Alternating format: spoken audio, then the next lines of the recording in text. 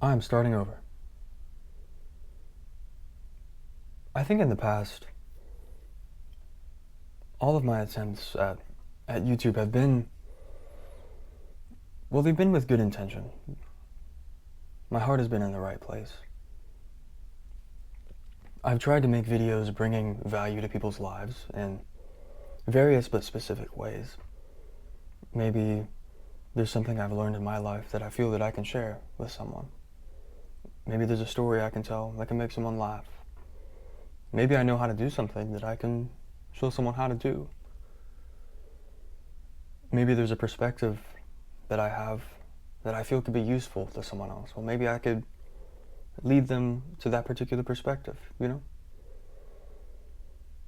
My intentions have been good-hearted, but I think in every case so far, I've been so sure to myself about how exactly I can bring value to the world or to another individual.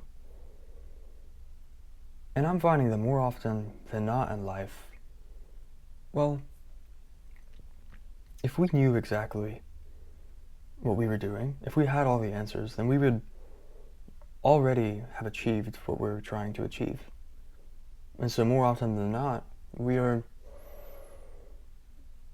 I suppose I'm realizing now, maybe I'm actually blind to the real ways in which I can bring value to people's lives because I'm so caught up in how I think I must be valuable to others. And so I want to start something new with the channel. Instead of making videos with a message, a particular message that I'm trying to deliver, or making videos with the intent of inspiring someone or giving them courage in their own lives. And those are good things, don't get me wrong. But I think instead of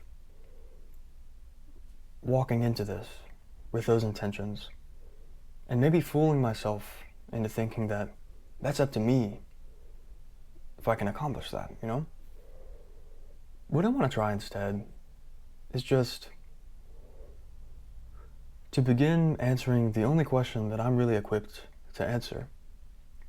And that is, what was it like to be me? What was it like to be me? Because maybe for all that I can bring to other people's lives, truly, the only story that I can share is my own. The only well of experience from which I have to draw is, well, it's the only life that I've been entrusted to live, and that's just my own. And so even if I'm sharing thoughts that others have also had, the only life, the only journey, the only adventure that I can speak from is the adventure of my own life. So I suppose the only question that I'm ever answering is, what was it like to be me? I'm sharing my story. And so, as I make these videos, I want to come in with a greater awareness that really, that's what I'm doing. Maybe I can be impactful to you, but I'm answering the question of, what was it like to be me? And secondly, it's a fair question. We might ask, well, who cares about that? Who would be interested in what it was like to be me? And there's one person that comes to mind immediately, and that's myself years and years from now. I often think about old age as my parents are getting older and myself too, I suppose. And I think since I was a pretty young boy, I've always been known as a rather old soul. So old age just would have been on my mind for all my life, maybe. But, I think about myself as an old man. We'll say 92 years old. That person is really a stranger to the person I am today. Even though we are the same person in a way, I mean, by the time I'm 92, most of my life will be memory, you know? Everyone that I've ever loved will be dead or dying. Anything and everything that I've ever built will be, even if it outlives me in my lifetime, it'll be crumbling and being given away to others. And yeah, most of my life will be a memory at that point. And if most of my life is a memory, well, that probably means that most of my life is actually forgotten. I've probably forgotten more of my life than I remember. And in truth, at 92 years old, I'm not really sure that I will really remember what it was like to be 25, you know? What I'm saying is, when I'm 92 years old, I'm not really certain that I'll truly remember what it was like to be me today. And my 25-year-old self and my 92-year-old self will truly be strangers to each other. But they don't have to be. And that's what I want to do here. I want to make these videos with that person in mind, because I think a lot of people get to a point in life, if they're fortunate enough to live to 92, where they look back and the person that they were before, their 25-year-old self, their 32-year-old self, their 48-year-old self, they're strangers to them and not truly friends to them, friends with them. I think I want my 92-year-old self to be able to look back at me today and feel like I'm an old friend that he's never met before. And he's finally got the chance to meet. That's what I want to do with these videos, because I see an old man, maybe alone, I'm not sure, who's dying to meet me, in a way. Who wants so desperately to know what it was like to be me, to remember what it was like to be me, because he was me, and he didn't know it. And, you know, we can ask then, well, that's fair, but why do we need to share these videos on YouTube? Why do we need to share these videos with anyone? I could just, you know, record these videos every day, and 60 years from now or so, come back and have a treasure trove of diary entries to marvel at or be disgusted with, who knows. But why do I have to share these with other people? That's a fair question. You know, an image that comes to mind is, you know, I've heard stories of people who have lost someone very dear to them, maybe a spouse, maybe a parent or a grandparent. And it's stories of people who will continue to call that old number, to leave a message, or go to the graveside and speak with their loved one. And in my own life, I'm reminded of, well, I think some of the deepest conversations that I've had to date in my life, some of the most life-changing conversations that I've had, have been in silence on my end, or on the part of my friend. And while I think, you know, a conversation does involve two people, it involves, well, a necessary presence of an other, right? It doesn't mean that two people have to be talking the whole time in order for there to be a conversation. And so, I think the purpose of me sharing these videos is that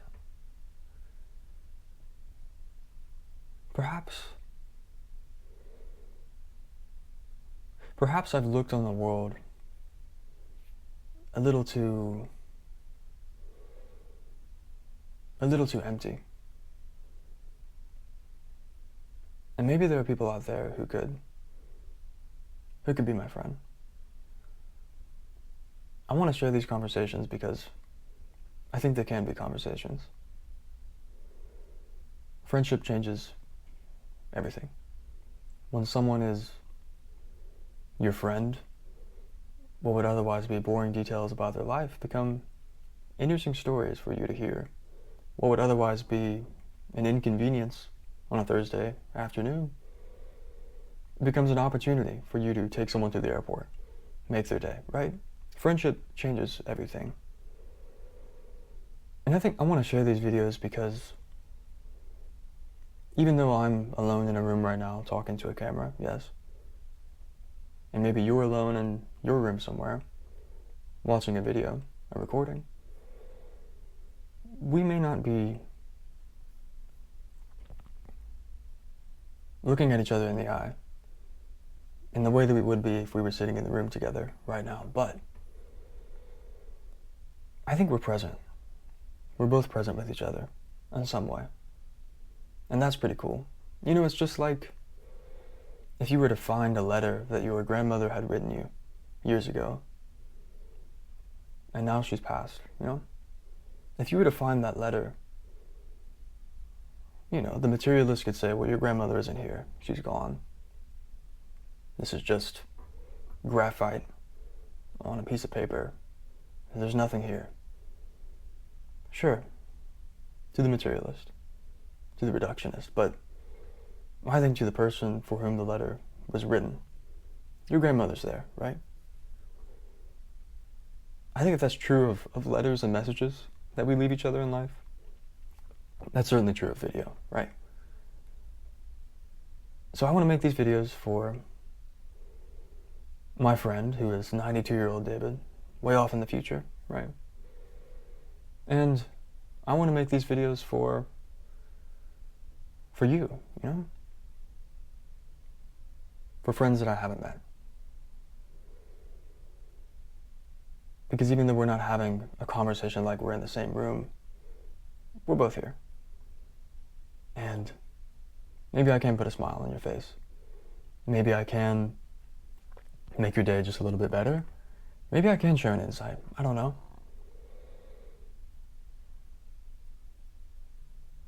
I think about like the fixed cost of life. By the time I give my last breath, everyone I love will have died or will be dying. Everything I built will be crumbling. Anything that I've ever known myself to be will be kind of up to question. It's like someone who's lived their whole life as an athlete. There comes a day where that identity can no longer hold up in the body that you were given. And what I mean, it really isn't a sad thought, it's just that life is going to cost me everything, in a way. I mean, if I can, while I'm here, if I'm going to lose everything anyways, if I can share something, if I can share a story, if I can share a conversation, if I can share a smile, tell a joke, even just a boring, quiet moment with someone, and I can make someone's life better, oh, I want to do that because I can't reduce the cost of life, but I sure can increase the value of the life that I lived. And I think a lot of people spend their lives trying to reduce the cost of life, you know, trying to make life cheaper in a way, try to suffer less to avoid pain. And I'm not I'm not saying anything bad about these people. I've been that way myself. But I'm finding that avoiding suffering and seeking pleasure, those really aren't long-term strategies for life because it's just not possible to avoid suffering. But can you suffer for something meaningful? Can you make your suffering worth it? You can't change the price tag, but you can stick it to any life you want. Get your money's worth in a way, right? So, as I go through life, as I'm living a life that will one day cost me everything, I want to bring something of value to other people while I'm here. And so that's why I'm making these videos. I think from here on out, and who knows, maybe I'll get into some other things. Maybe there will still be a place for more scripted content where I really am trying to make an argument or deliver a message or make a particular impact on someone. There may be a time and a place for that. But as far as today goes, I'm going to wake up every day and I'm going to pretend that there's a friend. I'm going to pretend that we're friends. And I don't think I'm going to do a lot of editing, maybe none at all. And yeah, I'm just going to answer that question. What was it like to be me? I think a cool thought experiment that's been with me for a lot of my life is sort of this idea, this image, this notion of, imagine that I were the last person that got to live a life as a human. Like, imagine we're higher order beings in another dimension. And imagine that humanity as we know it, this life down here on Earth, we're sort of like a seasonal offering, something crazy. Imagine there were going to be no more humans living lives like we know it today. And imagine I was given the one last shot to come down into this mortal realm and live a life like this. And when I got back from this life, when I die here and wake up there or something, I imagine everyone being so interested. What was it like to be human? What was it like down there? What was it like being mortal? I think people would be dying to know. And of course, the edges of this thought experiment start to fall apart. And that's not really the point. The point is, when I think about life in that way, it frames life in a very interesting perspective. You start looking at life as though it were an incredible, once-in-a-lifetime opportunity. And an opportunity that others wish would have been theirs. And that you can share about, you can tell about, When you look at life that way, it changes what it is that your life is to you. And so, it's somewhat sort of a separate thought. I think in the past I've struggled to do things like this, to sit in front of a camera, alone in a room, and have a conversation, to feel organic in front of the camera when no one's here. And most of the advice on the internet, or the advice that other people have given me is, well, of course, sitting alone in your room in front of a camera is a rather cold and dead situation. You've got to imagine something that has more life in the picture. Just imagine that someone were in the room with you and you're having a conversation with them. Just imagine that you were sitting in a cafe with a friend or a stranger and the camera just happens to be on. And I think I've really struggled with those pieces of advice because, well, I think something that I've always had a pretty gut level sort of aversion to is what I might call fake candid content. fake candid footage. You know, are we really supposed to pretend that you just rolled out of bed at 3 in the morning, hit record, and just started performing the song that came to you in your dream, and this isn't the fourth take? You know, like, I've always had such an aversion to that. I mean, fake candid footage, pretending that the camera isn't there or something. And I think in the advice that I've received from others, they've solved one problem. Well, let's imagine a situation where there's more life in the picture. But now we're imagining situations where there's more life in the picture, but sitting alone in front of a camera is not an organic part of what that would be. If I truly were in a cafe with a friend or a stranger and there were no cameras rolling, you know, that changes what it is. That changes how you are. And that's not being inauthentic, it's being authentic. The presence of a camera does change things. The awareness of a camera changes things. And so something that I'm actually having much more success with, to wrap this back together with my thought experiment, is instead of imagining that I'm sitting in a cafe with a stranger, or my best friend is next to me and the camera happens to be on, I'm imagining instead that perhaps I were sent away on a long journey. Or maybe I had the opportunity to go on a long journey, maybe overseas, a wild adventure. Maybe another planet, for all we know. And what if in this situation, I couldn't receive messages, I couldn't receive calls, but I could send back messages to my friends and my family. I could send recorded calls. What would that feel like? Well, that would be a situation where actually there would be much more life in what I'm doing, much more connection, much more humanity. And it would still involve me sitting alone in a room in front of a camera. So I don't have to pretend as though that's not what I'm doing.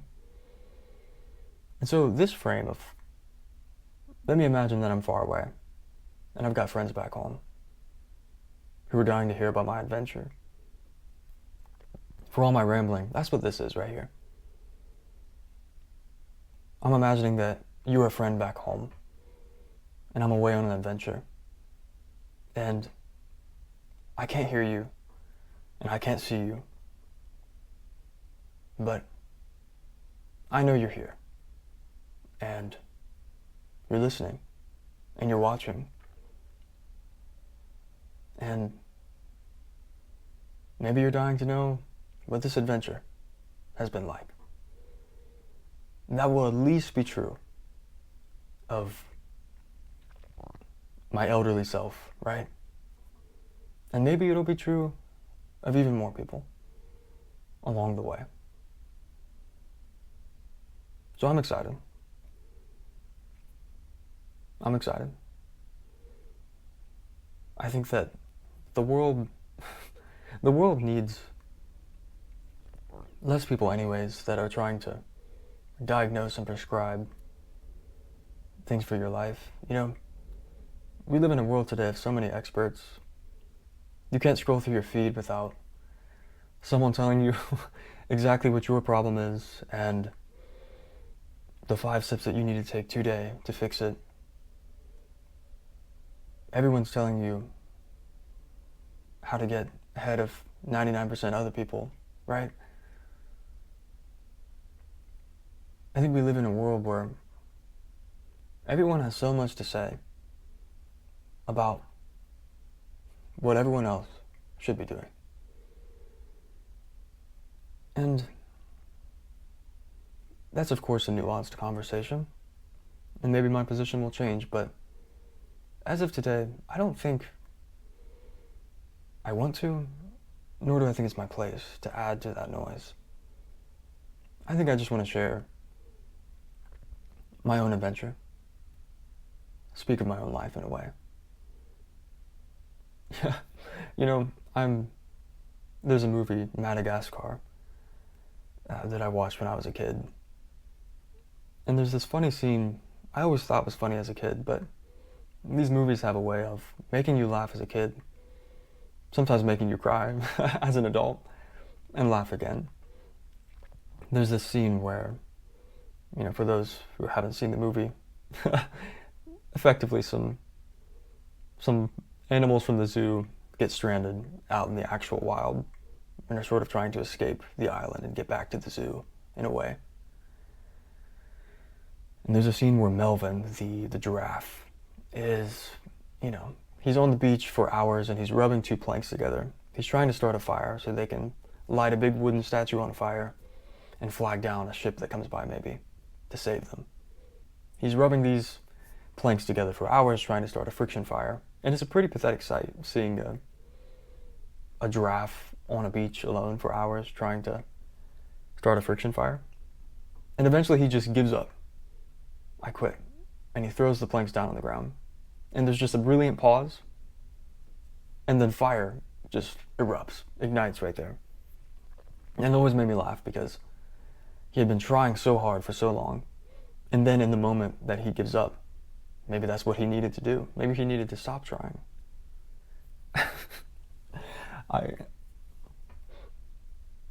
Sometimes I don't think the point of that is so much effort versus maybe not giving effort, but maybe we don't always know exactly what it is that we're doing. Like I said, or we would have done it by now.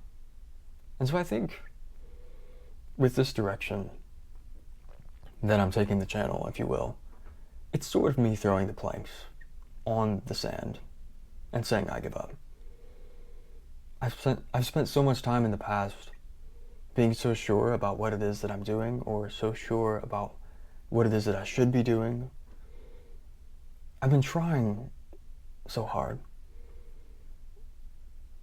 And maybe I don't even know what matters. And so I'm giving up on that.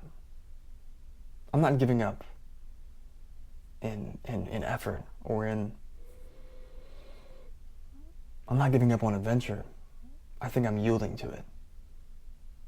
I'm giving up on pretending that I know what's good for me. I'm giving up on pretending I know what it is that I'm doing. I'm giving up on